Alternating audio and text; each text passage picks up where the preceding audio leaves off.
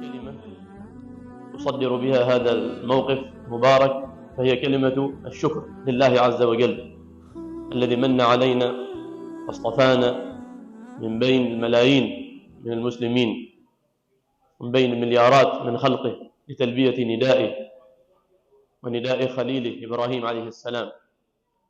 في الحقيقة يعني اعتقادي أن الحج هو نداء من الله عز وجل وتوفيق، فمن تهيأت له الظروف والأسباب إنما بلغه نداء الله سبحانه وتعالى. لذلك حينما يلبي لبيك اللهم لبيك هو نداء مباشر مخصوص له، يعني ناداك الله سبحانه وتعالى وأرادك أن تكون ممن يقف في أقرب بقعة إلى الله عز وجل وأشرفها في خير يوم. الحج هو نداء من الله سبحانه وتعالى وتيسير من الله سبحانه وتعالى. كم من أناس نعرفهم ولا نعرفهم بذلوا الأسباب واجتهدوا وحاولوا ولم تتيسر لهم الظروف، وسبحان الله حينما تيسرت يعني اكتشف أن هذا التوقيت هو الأنسب له لتأدية هذه الشعيرة. وأنا لا أدعو هنا إلى التراخي، لا، أنت تبذل الأسباب، لكن أنا هنا أشير إلى الجانب القلبي، أن هذا النداء حينما يصل عليك أن تستفرغ وسعك لإتقانه وتأديته كما أراد الله سبحانه وتعالى، وأن يحج قلبك قبل أن يحج بدنك، لأن الله سبحانه وتعالى أرادك وطلبك وناداك. وهكذا يكون التصور الصحيح في كل منسك من مناسك هذه الشعيرة المباركة، بدءا من التلبية لبيك اللهم لبيك، أنا يا ربي أقر لك بالعبودية وأستجيب لك استجابة تلو استجابة. استجيب لهذا النداء، هذا الاصطفاء، لأن الله سبحانه وتعالى هو الغني والكبير والعظيم. ولذلك كل أعمال الحج تعظيم، كل أعمال الحج من أقوال ومن أفعال هي تعظيم، إنما أحيانا تعظيم وتنزيه لله سبحانه وتعالى، أحيانا تعظيم لأمره في الأمور اللي هي غير معقولة المعنى، نستجيب لأمر الله سبحانه وتعالى فيها وهي غير معقولة المعنى لنا، تعظيم لأمر الله عز وجل، تعظيم لشأنه. ويعني نحن نطيع الله سبحانه وتعالى فيما ظهرت لنا علاته وغايته، وفيما لم ندرك من علات وغايات ومقاصد، طاعة مطلقة لله عز وجل. وهكذا يعني التسابيح والتهليل، خير ما قلت أنا والنبيون من قبل لا إله إلا الله وحده لا شريك له، له الملك وله الحمد وهو على كل شيء قدير، قالها النبي صلى الله عليه وسلم وأكد عليها في عرفة. هكذا كل الأذكار وكل الأعمال إنما هي تعظيم لله سبحانه وتعالى. فأنا أرى إن الأعمال وقد بدأنا فيها من اليوم، أعمال الحج صارت تبدأ بها قبل الحج، الأعمال القلبية اللي أشار إليها الشيخ جزاه الله خيرا، الشيخ سليمان نفعنا الله به. المفروض الآن قلبك يبدأ في أعمال الحج. لذلك أنا أرى أفضل أو أول عمل هو الحمد، أن تحمد الله سبحانه وتعالى أن هيأ لك على الأقل هذه الأسباب التي أوصلتك إلى هذه المرحلة، أن هذا اصطفاء. فمن أول أعمالك أن تحمد الله عز وجل، وبهذا العمل سوف توفق إلى الأعمال التي قد لا تدركها بطاقتك وبشريتك. سيفتح الله بهذا الحمد عليك في النعمة التي شكرت عليها، وإذ تأذن ربكم لئن شكرتم لأزيدنكم. معروف أن المزيد، أن الزيادة من جنس المزيد، يعني فأنت إذا شكرت الله سبحانه وتعالى على نعمة الحج وعلى التوفيق إلى نعمة الحج، فإن الله سبحانه وتعالى سيزيدك توفيقا وبركة وإلهاما وفتحا في الأذكار وفي الإتقان. الحج يعني من شقين أساسيين. شباب الخدمة هدوء لو سمحتوا، أيضا الأخوات ركزوا، نشتغل بصمت، نعمل بصمت يا شباب، ما أحد يسمع. زين، الحج الجانب القلبي والجانب ماذا؟ العمل الفقهي. الجانب القلبي مهم جدا، تتطير إلى الله سبحانه وتعالى وتحلق إلى الله سبحانه وتعالى لتنال هذه المغفرة، لأن الحج ترى ما شرع إلا لأجل المغفرة، تنال به المغفرة والتقوى. الله سبحانه وتعالى جعل يعني ثمرة العبادة التقوى، واعبدوا الله يا أيها الناس اعبدوا ربكم الذي خلقكم والذين من قبلكم لعلكم تتقون، أي من أجل أن تتقوني، لكي تتقوا شرعت لكم هذه العبادة تتحصلوا على التقوى. خص الصيام وخص الحج بذكر التقوى، واضح ما فيها يعني من ثمار واضحة، لكن تحمد الله سبحانه وتعالى.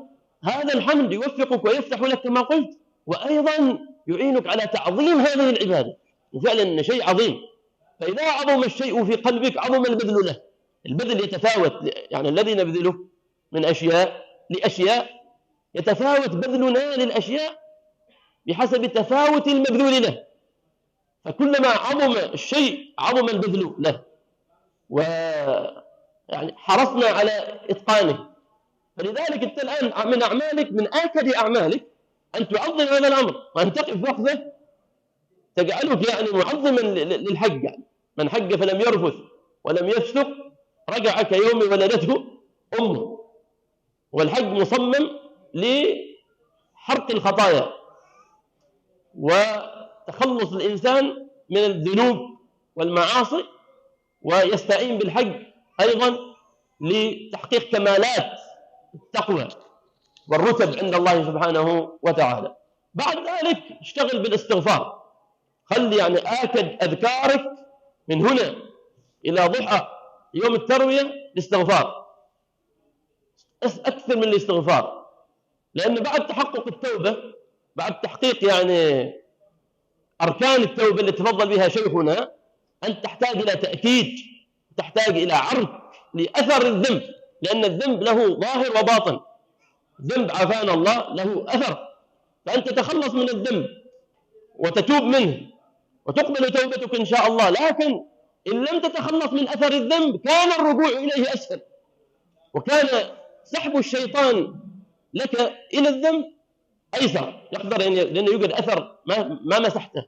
كيف تمحى هذه الآثار؟ تمحى آثار الذنوب بكثرة الاستغفار وبعمل نقيض الذنب، نقيض الذنب، وبسؤال الله عز وجل التوبة والتوفيق. فذلك أكثر من الاستغفار. تقول السيدة عائشة كما روي عنها مرفوعا وروي عنها موقوفا أيضا، ولكن من الصحابة من صرح بالسماع أيضا: طوبى لمن وجد في صحيفته استغفارا كثيرا، وروي وجد، ولعل وجد يعني أوضح. طوبى لمن وجد في صحيفته استغفارا كثيرا، فقلت استغفروا ربكم إنه كان غفارا.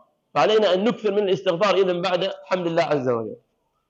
فأنت تحلق إلى الله عز وجل بجناحين: جناح التقوى وجناح العمل، إتقان العمل. لكن العمل والأحكام الفقهية ما مقصودة لذاتها، إنما أنا أتقن الحج بهذه الأوامر، يعني أتقن الحج كما أمر الرسول صلى الله عليه وسلم وكما أخذت المناسك عنه.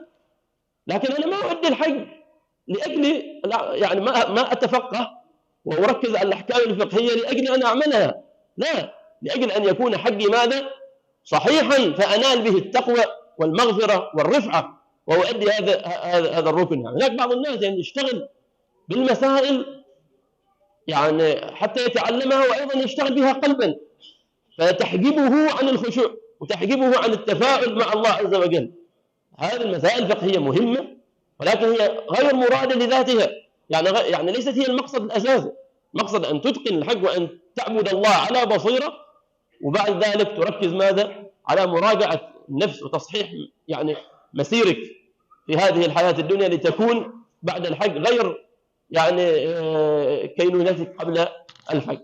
هذا يعني أول تنبيه، لأن نحن في هذا اللقاء ما نقدر نجيب أحكام الفقهية كلها، لكن هي وصايا كلية في الجانب الفقهي. فأول وصية هي هذا، إنه إيش؟ نصحح يعني نظرتنا إلى الأحكام الفقهية، إيش المقصود بها يعني. هذا الأمر يعني الأول. الأمر الثاني، أنت ما تستوعب من الدورة إذا كنت يعني أول مرة تحج وما تفقهت في الحج قبل، يعني من الصعب أنك أنت تستوعب كل أحكام الحج من دورة واحدة، يعني صعب جدا يعني. لذلك إيش نسوي؟ أنت تتفقه واقرأ الكتب المعتمدة والتي أصدرتها وزارة الأوقاف ومشايخنا المعروفون زي الكتاب المعتمد، وجملة حلقات من برنامج سؤال أهل الذكر. طيب فقه، اسمع في الفترة هذه من أعمالك التي تستعد بها للحج أنك تتفقه وتستمع وتقرأ وتطالع وتدون ما أشكل عليك أو ما تولد من مسائل أثناء القراءة. يعني وأنت تقرأ ممكن تولد عندك مسألة ما موجودة، هذه هي نبغاها، أو إنه تسأل عن شيء أو ما تفهم نص، فالآن تسمع واقرأ. هذا العمل الأول في مسألة جانب الفقه. والأمر الثاني احضر الدورة اللي نسويها إن شاء الله يوم الأحد باكر إن شاء الله عز وجل. والأمر الثالث أبغى أطمنك، لأنه مشايخ يعني ما شاء الله معنا وأفراد الحملة معنا، وقبل كل نسك عندنا وقت كافي لنشرح ذاك النسك. فلا تقلق، يعني ما تقلق إن أنا ما أعرف أحج وما قال لي حجيت، لا ترى معك خطوة بخطوة. مسألة الأعمال الفقهية قبل الحج نأتي عليها الآن شيء من السرعة يعني، لكن هناك في مناسك الحج قبل كل منسك احنا يعني موجودين عندنا وقت سنشرح ايش تسوي هذا النسك. اليوم يوم السابع باكر نروح الى الترويه، يوم ثامن نروح الترويه، مو نسوي يوم ثامن نخبرك كل شيء، وبعدين نروح ثامن معك حتى وانت تأدي النسك سألت تتكلم. زين بعد الترويه في يوم الترويه يمكن نخبرك عن يوم عرفه ونروح معك يوم عرفه حتى اذا صار شيء يمكن تتكلم. واضح؟ فما شيء يعني اول شيء لا تقلق. هذا يعني ما يتعلق يعني بالجانب الفقهي. ابغى اطمنك انه ما يوجد شيء يدعو الى القلق يعني. ثانيا توجد ارقام الحمل، اذا عندك اي سؤال اسال تفقه في دينك. هذا ما يعني انك انت تتساهل، لا، اقول لك وانت تقرا وانت تحرص على حضور الدوره ايضا يوجد مجال للسؤال ومجال للتفقه قبل كل نسك. واضح؟ ما قصد انك ما تبذل الاسباب، لا انا قدمتها، لكن اقول لك ان في هذه الوقفه ما يمكن ان اعلمك الحج كله. واضح؟ لكن دي الوصايا الكليه الجامعه هتفيدك ان شاء الله وتيسر لك جانب الفقهي العملي في عباده الحج. هناك شيء مسائل ممكن نحن يعني نشرحها بشيء من السرعه، لانه مثلا العمره يعني ما نلتقي قبل العمره، لكن ان شاء الله في الدوره نشرحها بشيء من التفصيل. بس انت لو ما حتحضر الدوره او ما عندك عاد الوقت القراءه ركز على العمره، لانه احنا نركب الطائره واغلبنا اظن ما يعني كلنا نروح مكه، فاذا سنلبي بالعمره في الطائره، نلبي بالعمره في الطائره. زين، فهنا نتفقه اذا ما يتعلق بالعمره قبل. وممكن انا اتي عليها الان سريعا. يعني العمره هي 3 اركان مع التحلل، يعني 4 محطات العمره، يعني كل العمره 3 اعمال، هي الاحرام،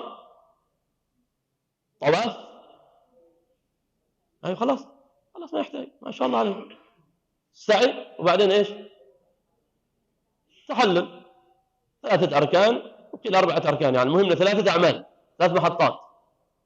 الاحرام بالعمره ما بالحج، نحرم بالعمره لانه احنا عندنا حج تمتع وحج افراد وحج ايش؟ قران. نحن نحج اي نوع من انواع الحج؟ تمتع، يعني نعتمر ونحل من عمرتنا ثم بعد ذلك نحرم مره اخرى بايش؟ بالحج. اذا نعتمر نحرم الان بعمره ثم نحل من العمره ثم نحرم للحج. عندنا عمره وبينهما احلال ثم ماذا؟ حج. يعني عندنا عمره ثم احلال ثم حج. فالان العمره 4 اعمال، نحرم بالعمره ونلبي بالعمره. اذا حد يعني صار له مانع ما يقدر يعتمر، هنا عاد يجي السؤال ويجي الاتصال ضروري، خاصه الاخوات. ما اقدر اعتمر لكن ممكن احج، لكن توقيت العمره دي انا ما اقدر، عندي مانع، هنا يحتاج ان شاء الله تعالى يكون على اتصال. زين، لكن هل المانع او ما يتعلق بالعذر الشرعي للمراه هل يمنعها من الاحرام؟ ما يمنعها من الاحرام. هل يجوز انك انت تتجاوز الميقات بدون احرام؟ لا، ما يجوز. انا ليش انبه هذه النقطه؟ لان العمره يمكن ما قاعد نلقاكم اذا ما تحضر الدوره. هذه النقطه المهمه، إن أنت ما تتجاوز الميقات، ما تدخل منطقة ما بعد المواقيت إلا وأنت إيش؟ إلا وأنت إيش؟ محرم. طيب عندنا عذر شرعي، ما لا، ليس من شروط الإحرام الطهارة، ليس من شروط الإحرام ماذا؟ الطهارة. هذا يعني نقطة مهمة جدا على التنبيه، تكرر كل عام الإشكال فيها. نلقى حرمة واصلة هناك ما معتمرة، ما محرمة، ما أحرمت، ليش؟ قال عندي عذر. إذن هذا لا يمنع. واضح؟ لكن تكون التلبية تكون بماذا؟ بالعمر، يكون متجهزين قبل بالنسبة للرجال، لابسين ثوبي الإحرام، وقبل منطقة الإحرام يكون هناك تنبيه، منطقة الميقات يكون هناك تنبيه واللبة. بالتلبية نكون دخلنا في إيش؟ في نسك ماذا؟ الإحرام. نسك الإحرام هو النية بالعمرة الواجبة عن نفسي لله عز وجل، وتقترن هذه النية بالتلبية الأولى، كذا أنت تكون دخلت ماذا؟ في الإحرام، كذا تكون ماذا؟ محرما. ترى النية قسمين. القسم الأول نية، هذه نيتك اللي اليوم تستحضرها، أن تنوي طاعة الله سبحانه وتعالى وتلبية نداء الله عز وجل والتخلص من الذنوب والمعاصي، تعدد النية العامة. أما النية الخاصة تخصها قبل التلبية بالعمرة الفريضة أو العمرة النافلة لمن كرر العمرة واعتمر سابقا، وعن نفسك زين تحددها، ثم بعد ذلك تستحضر هذه النية، وأنت مستحضر النية تطلق التلبية: لبيك اللهم لبيك، لبيك لا شريك لك لبيك، إن الحمد والنعمة لك والملك لا شريك لك. لبيك عمرة، كذا أنت دخلت في النسك، كذا أنت عاد حضرت عليك أمور كانت مباحة، سمى محظورات ماذا؟ الإحرام. محظورات الإحرام إيش؟ ما نستذكرها.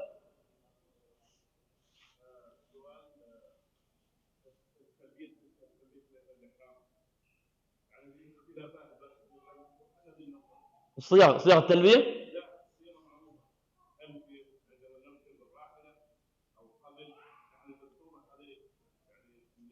صح. جزاك الله خير. أنا ظنيت أن كلهم طايرة، يعني أنت تنبهني ماشي بس، لكن شيء جملة يكونوا حقاق برا ما كذا. زين. المهم بخصوص حقاق الطائرة، أول شيء التلبية تكون قبل الوصول إلى المنطقة التي توازي ماذا؟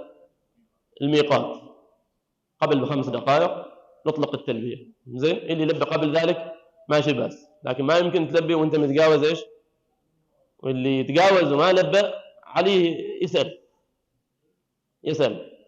لكن اللي يحق بالحافلة حقاق البر، التلبية تكون في الراحلة، إذا لبى في الميقات، إذا نزلوا الميقات، إذا نزلوا أنت ما تخالف قائد الرحلة. لو شاف القائد أنك ما تنزل المسجد لزحمة أو صار شيء وتوضيت في السكن أو توضيت في أي مكان ودخلت منطقة الميقات وارتأى قائد الراحلة إنكم ما تنزلوا المسجد، ماشي بس وتلبي. لكن احنا نقول لك لو نزلت لبيت في المسجد أو لبيت في الحفلة كله مقبول، والأفضل أنك تربي هين؟ تلبي في الراحلة، في راحلتك قبل أن تنطلق تلبي.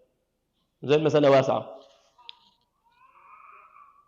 هذا ما يتعلق بالتلبية. محظورات الإحرام إيش؟ بعد ما لبينا قلنا تحضر علينا أمور، شيء يعني متعلقة بالنساء، وشيء متعلقة بالرجال، وشيء عامة. أنا ما نستحضرها بشكل سريع. تفضلوا بسرعة. لبس المخيط. نعم. أيوة. لبس المخيط يعني ما تلبس ثوب التقى طرفاه بخيط، ما يعني يعني بعض الناس مثلا يلبس قطعة وفيها خيط يعني ومخيوط جانب منها، هذا ماشي باس به. لكن ما مقصود أن يلتقي طرفان من طرفي الثوب ويخاط ويكون محيطا بالعضو، يعني هذا هو المنهي عنه. زين.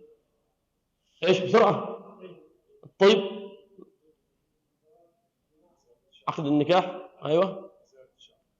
إزالة الشعر.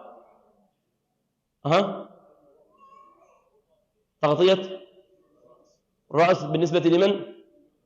للرجال. تغطية إيش؟ الوجه بالنسبة للرجال والنساء، تغطية الوجه، لكن يجوز للمرأة أن تسبل الخمار إذا أرادت عند الزحام، ماشي بأس. لبس القفازين بالنسبة للنساء. إيش بعد ما ذكرنا؟ تقليم الأظافر. إيش؟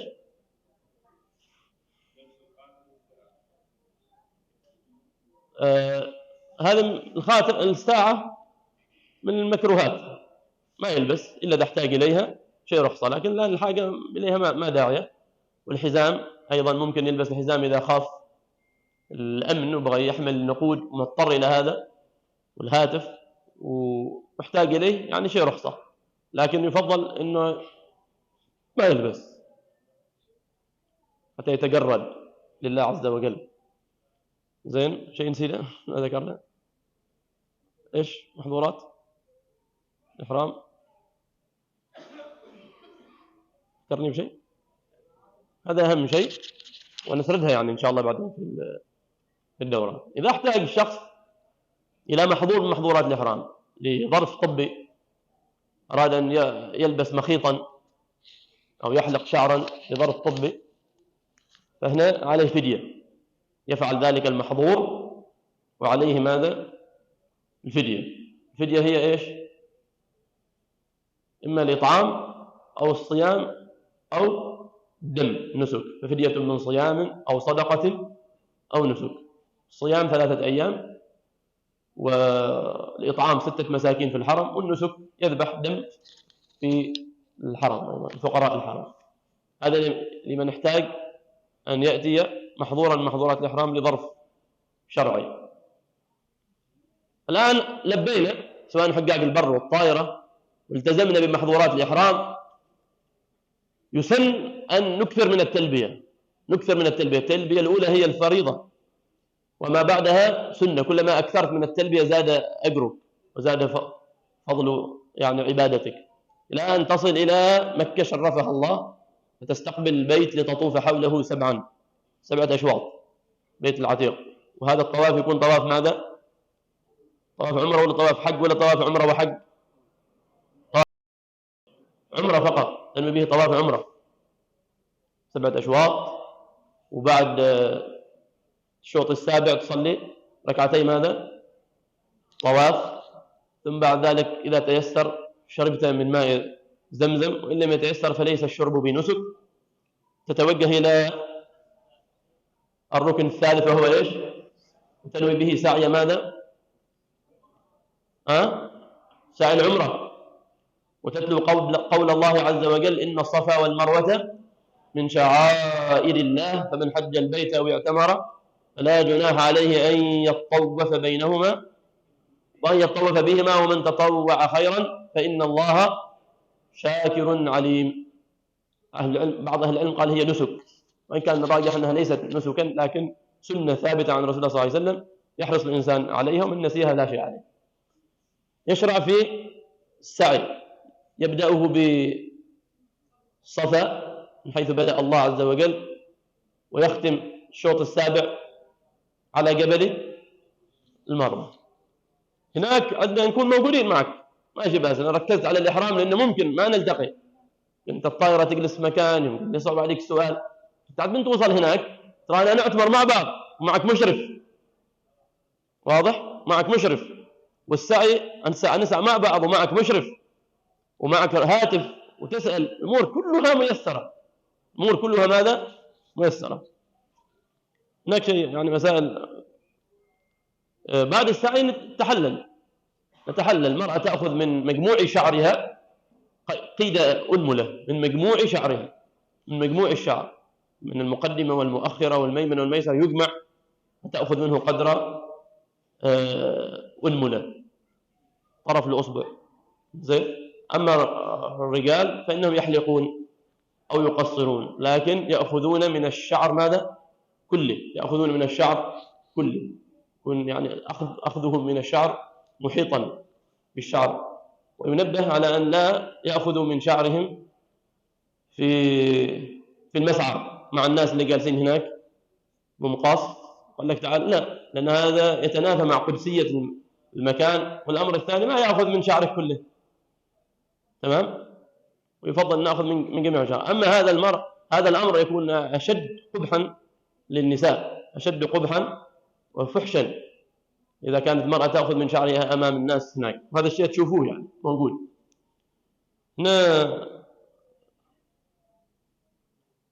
آخر نعم، هذا سؤال آخر. وقت الملابس خلاص تكلمنا عن الملابس. ما يتعلق بالمرأة ما يشترط لها لباس معين سوى الحشمة، أن يكون لباسا يعني محتشما خاليا من الزينة وفضفاضا، وهذا اللباس هو لباس المرأة الشرعي، سواء كان في الحج ولا إيش ولا في غير الحج، تمام؟ الساتر. الرجال يرتدون ثوبي الإحرام، الرداء والإزار. إذا صار ظرف مثلا يبغى يبدله يغيره ماشي بس، ويأخذ قطعتين أو ثلاث. لكن ما تصير يكون هذاك الرجال اللي راكب جنبي أشم ريحة عود يعني. قلنا يمكن هذه الثياب أن لابسين الإحرام، قلنا هذا يمكن يعني قبل باقي الريحة، لكن تزيد قبل ما شميت الريحة يعني. والرجال صراحة أتكلم قال لنا مبخرينهم بعود، لكن يعني ريحة قوية، مسكين شاد حيله يعني إن هذه عبادة ومبخر ثياب الإحرام بعود. خلنا هذا غيرهن، مع أنك تقول شوية لين نوصل هناك يعني واحد طاير قوية الريحة مخمرنهن بعود. بس غيرهن قال ما شيء موجودات، ما عندي. عاد قلنا له عندك الإزار العماني يعني ترى تجي منطقة الإحرام ما نسوي به. قلنا له هذا إزار واحد صح يعني قطعة واحدة، بقت قطعة يعني الرداء. قلنا إذا ما لقيت إزار ترى ذاك اسمه خلاص ماشي بدون القطعة الرداء دي. ولكن جاب إزار من مكان ثاني، يجيك واحد وقال له هذا الإزار غلط، يقول في خيط هناك، في خيط، لكن الخيط ترى كما قلنا ما يعني الإزار العماني هذاك في خيط تحت، إذا ما مخيوط الثوب. فإذا أنت يعني احتجت أو صار لك ظرف ممكن بس قطعتين، ما لازم هذا السميكات. هذا يفضلون الناس لأنه يعني أستر وما يشف يعني ما خلفه زين، حتى إذا تعرض للرطوبات. ولبس عباءة وتقر عيني أحب إلي من لبس الشفوف، لكن لو تكون مضطر أحيانا زيد من هذا الشفوف ومشي حالك. ايوه. السؤال الثاني أنا قلت لهم يا جماعة يذكروني بالأشياء اللي قبل الحج من مال الغير. يقول شخص من الحج من مال الغير يعني، أو شالتنا الحكومة أو شالتنا منحة أو شالتنا حرمة يكون محرم لها وقالت لا ندفع عنك، ماشي بس. ولو كانت حقة الفريضة ولو كانت حقة الإسلام ماشي بس زين، أو شالتنا حكومة زين، فماشي بس إن شاء الله عز وجل. يعني بعض الناس يوسوس في المسألة، هم الشباب رصدوا هذا الشيء يعني يتوسوس. لا أنت أهم شيء لك حق هناك ساكت. هناك شيء مسألة يعني مركبة، اللي هو عليه دين يعني أو عليه مال قرض ربوي تاب منه يعني، وقال له إنك كل ما تحصل فلوس تخلص من قرض الربا تصديقا لتوبتك يعني.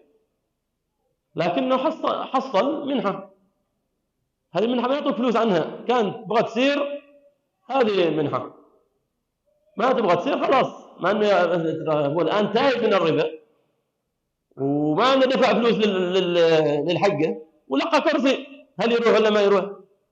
يعني قولان لأهل العلم من حيث، لكن الأوضح والأرجح والله أعلم أنه ممكن يروح وتكون حقة الإسلام، هو تائب إلى الله مستغفر ولاقي هذه فرصة. إيش المانع أنه يروح؟ المانع أنك أنت ذاك الفلوس مفارصنها صارفين الحق مفروض تصرفين لإيش؟ للتخلص من الربا. طيب وما صار بشيء، هذه فرصة توكل على الله. حفظ الأدعية، يعني هل يشترط الإنسان يحفظ أدعية؟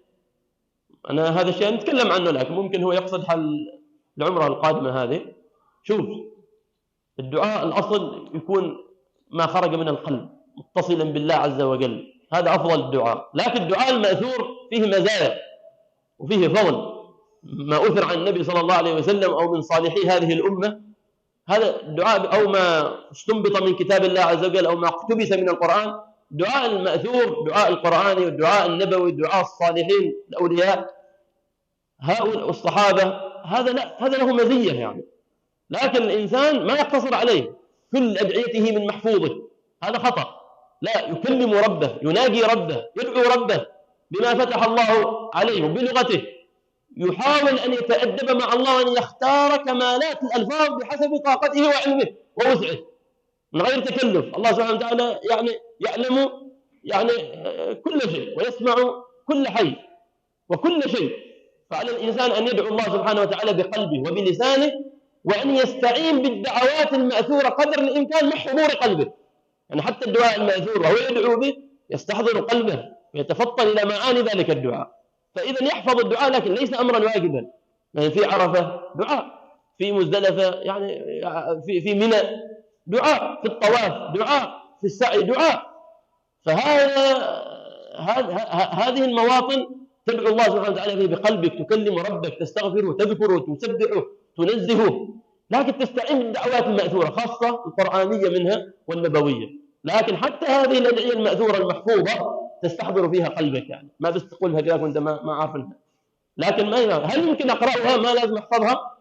نعم ممكن تقرأها من كتيبات، لكن كما قلت تستحضر نفسك، وأن لا تكون هي كل أدعيتك، أن لا تكون هي كل دعائك، لا، لازم هناك تفرد شيء من دعائك بينك وبين ربك. واللي قرب هذا يعني وجد حلاوة وثمرة أنسته الكتب، أنسته كل شيء يعني. طيب، أصحاب الأعذار تكلمنا، أظن أشرت عن أصحاب الأعذار، يعني لا يوجد عذر يمنعكم من الإحرام، لكن هم يقولوا نعم اللي تقطع، يعني اللي تخاف أن تقطع عليها الدورة يمكن تستعمل الموانع.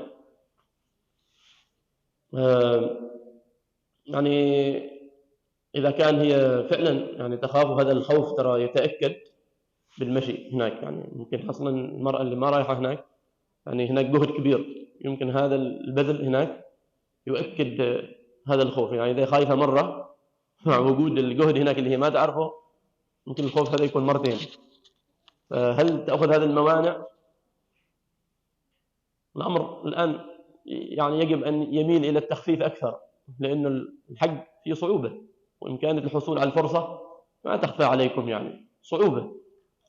فنقول إنه الإنسان، المرأة إذا خافت فعلا هذا الخوف يعني كبير، وفرصة الحج هذه يعني صعبة كما نعلم، حاول تتحرى الشيء الأسلم والأقل أضرارا جانبية، وتدرأ به الخوف هذا وتأخذه، خاصة إذا كانت ما متعودة أن تأخذه يعني. طيب، إذا رخصة واسعة في هذا الأمر، الإنسان طبيب نفسه. تمام. إذا شيء سؤال يتعلق بهذا، والمرأة ما تحضر الدورة كان تقدمته هي له الأولوية، وإلا عندنا دورة وعندنا نقاش واسع فيها إن شاء الله.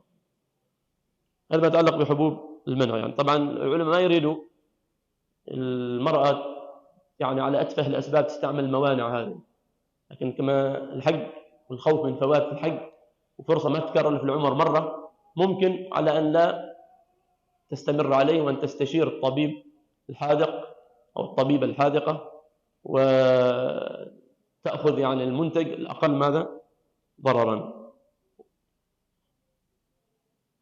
هذا ما سمح به الوقت الآن متاح إليكم. إذا تشوفوا أنه شيء سؤال مهم يتعلق بما قبل الحج أو بالعمرة اللي ما قاسنا نتلاقى فيها وما تحضر الدورة، كان لك الأولوية. تفضل.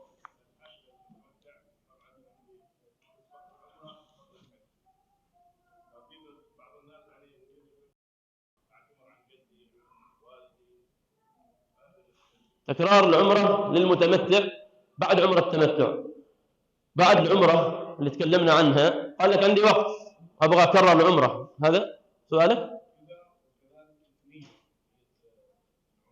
العمرة الأولى زين. هنا يعني سؤالان، كيف الوقت؟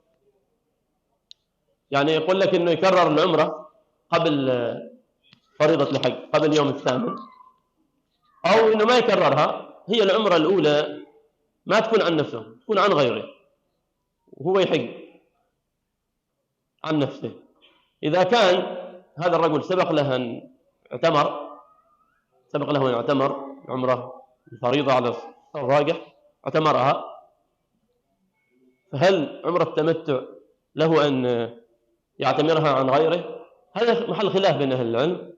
سبب الخلاف أنه ما أثر عن النبي صلى الله عليه وسلم ولا عن صحابته كانوا يعتمرون ويحجون، يعتمرون عن أنفسهم ويحجون، ولكن من أهل العلم من رخص في ذلك لانتفاء المانع، لكن لا يوجد مانع يعني، وإنما التمتع لأنه جمع بين عمرة وحج في أشهر الحج، يعني جمع بين العمرة والحج بإحلال في أشهر الحج، وهذا الشيء حصل. فإذا بغى يسوي هذا إن شاء الله حجه صحيح وما يأثر على حجه ويعد متمتعا، ولكن إذا بغيت النصيحة إنه يفرد العمرة عن نفسه والحج عن نفسه، أو إذا كان حجا عن غيره يجعل العمرة والحج عن الشخص ماذا؟ نفسه يعني. لكن هل يجوز إذا كان حج عن غيره متفق معه حج فقط ويعتمر عن نفسه وحج عن غيره هو يعد متمتعا يعني. لكن الأفضل ومصادفة لما عليه الرسول صلى الله عليه وسلم وأصحابه، ما عليه الرسول صلى الله عليه وسلم وأصحابه، يعتمر ويحج عن نفسه أو عن شخص واحد. والسنة سؤال أيضا بعد الحج نبى الشخص يقول لك أبغى أعتمر يعني لا يوجد مانع في الحقيقة، لا يوجد مانع، لكن يوجد تحرر من جملة من أهل العلم، لأن هذا يعني الفعل لم يفعله الصحابة وهم من يعني عايشوا حج الرسول صلى الله عليه وسلم. حتى أن سيدة عائشة هي اعتمرت، هذا أثر صحيح، اعتمرت بعد الحج لأنها لم تعتمر قبله، منعها مانع يعني. وابن أخيها الذي صاحبها إلى التنعيم لم يعقد عمره، أنه صاحبها وصل الحل ولم يعتمر، ليس زهدا في الصالحات وليس زهدا لكن هذا لم يفعله رسول الله صلى الله عليه وسلم وأرادوا الأحوط. ثم أن هذا شاق يعني في الزمان هذا شاق، وترى بعد الحج زحام كثير يعني، بعد اليوم 12 زحام كثير في الحرم شاق. لكن لو شخص اعتمر هل نستطيع نقول له نؤثمه؟ ما نقدر نؤثمه. هل نحرمه من الأجر؟ ما يوجد مانع، زين، ما يوجد مانع أبدا. جزاك الله خير. شيء سؤال مع الأخوات؟ سؤال مستعجل هنا.